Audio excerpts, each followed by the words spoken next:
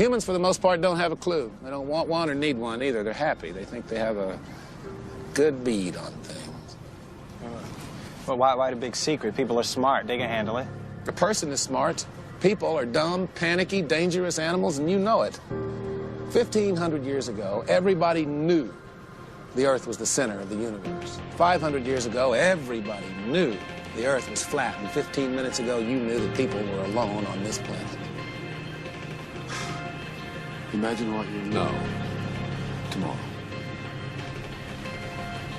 We don't have time for a meeting of the Flat Earth Society. A group of social criminals, these people in the space program. Nassholes, I call them. And some of those people actually still believe the Earth is flat. So if a few of them want to believe that we didn't go to the moon, let them. It's not an issue that comes up in my presentation. I mean, the Earth being flat, that's clearly ridiculous. Though I've actually been contacted by some flat earthers saying I'm covering up the fact that it's some Atlantean conspiracy.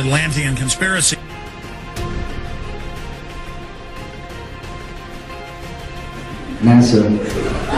As you can see, we got a nice red serpent tongue coming through there. NASA. And there's the UN flag, also the symbol of the flat Earth. Oh, of course, if I say flat Earth, I gotta be an idiot, right? That's what they told you, right? It's a ball. There's no Antarctica in this. It's cold out here. It's like deep South Pole, if there was one. There isn't.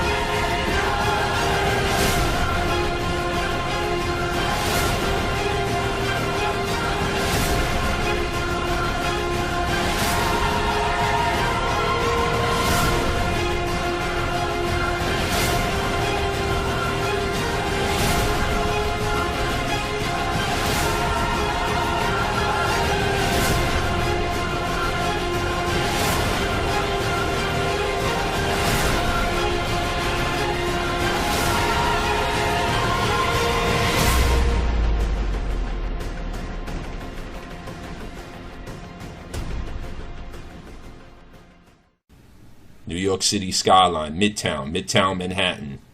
From Bear Mountain, New Jersey, 60 miles upstate. Where is the curvature? Where? No curvature. The buildings aren't curved over. Empire State Building is straight up. Straight. On the flat earth.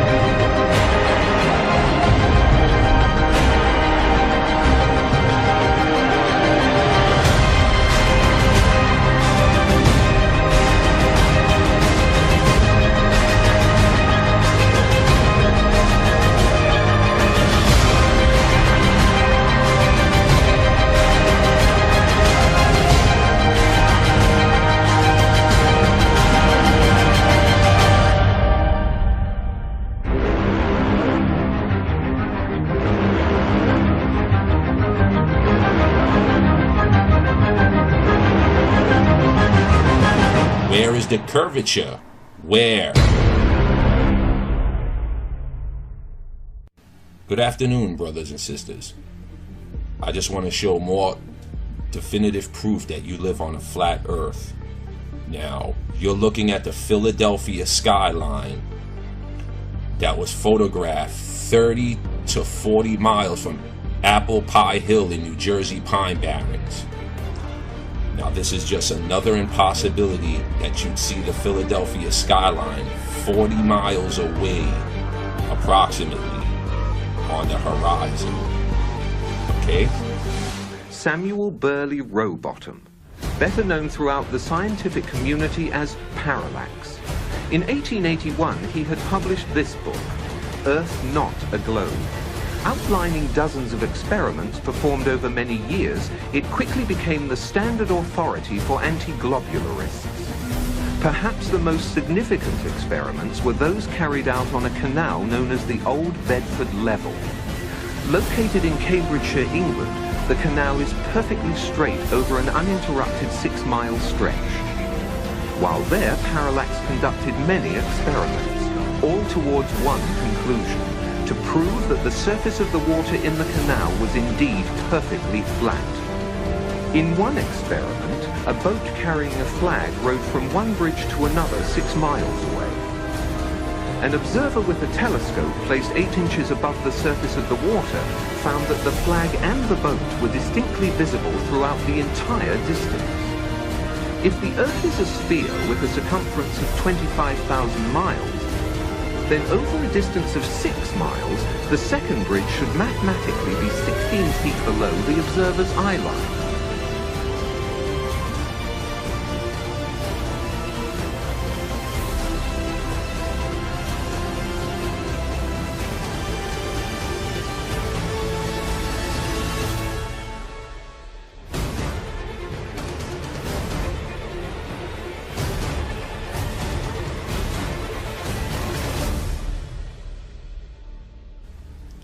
Here, you can see the New York City skyline from 60 miles upstate in Bear Mountain. 60 miles upstate, and you can see the Freedom Tower. No curvature. 60 miles away. This is Bear Mountain. Here's another image from Harriman State Park, way upstate, about 60 miles from Manhattan. There's the Manhattan skyline on the flat earth. How could you see the Manhattan skyline perfectly flat from 60 miles away? How? Brothers and sisters, I want you to know that there is a spot in New Jersey, Washington's Rock, where with the right camera you could see both skylines of New York and Philadelphia in opposite directions at the same time.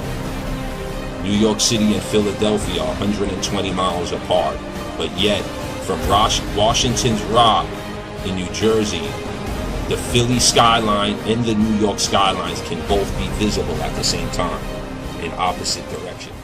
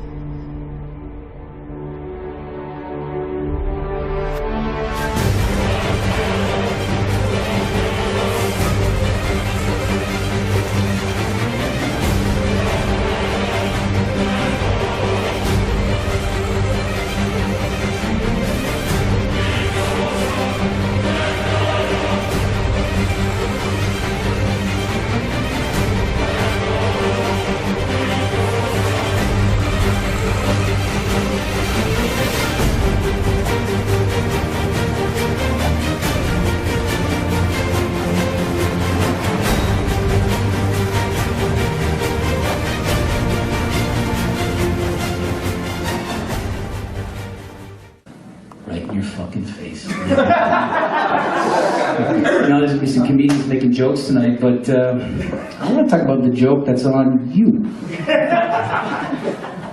Work for NASA on and off doing freelance graphics operational manager for NASA. Now, is it really them halfway to the moon? Or they just turned out the lights in the cabin and pressed the camera up against a round window? And finally, the element that seals their fate. All the footage of Apollo 11 requested from NASA over a 5-year period. One gem was discovered just before the completion of this documentary. An old reel received by mistake. It contains the raw or unedited footage of the crew of Apollo 11, Michael Collins, Edwin Aldrin Jr. and Neil Armstrong, staging part of their mission for nearly an hour in living color, with exceptionally clear behind-the-scenes audio of conversations discussing the techniques used to achieve a disingenuous picture depicting the Earth at a distance. This is a segment that they believed wasn't even being recorded, much less suitable for broadcast, for the lens was being zoomed out and the scene was being changed to that of an interior of the astronauts at work, and apparently the stop button popped back up on the recorder without notice. Here is the diffused work light that they used to see camera controls, but not throw light onto the spacecraft's wall. Here they remove part of the crescent insert.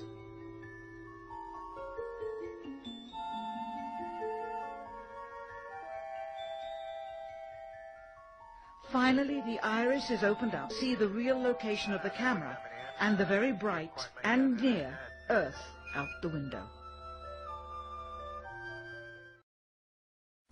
NASA urine recycler, test 1, sample 1. It's the first water we've got out of the machine.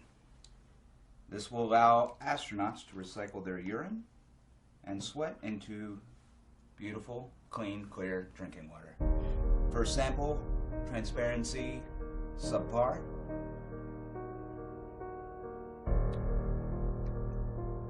Oh, that's just piss. That's just straight up piss. A group of social criminals, these people in the space program.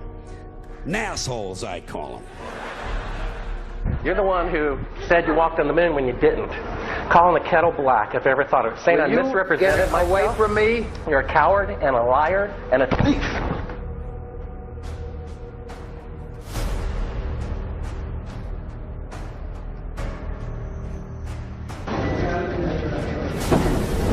You want me to knock you in the head? Well, I want you to swear to God on the Bible that you walked on the moon.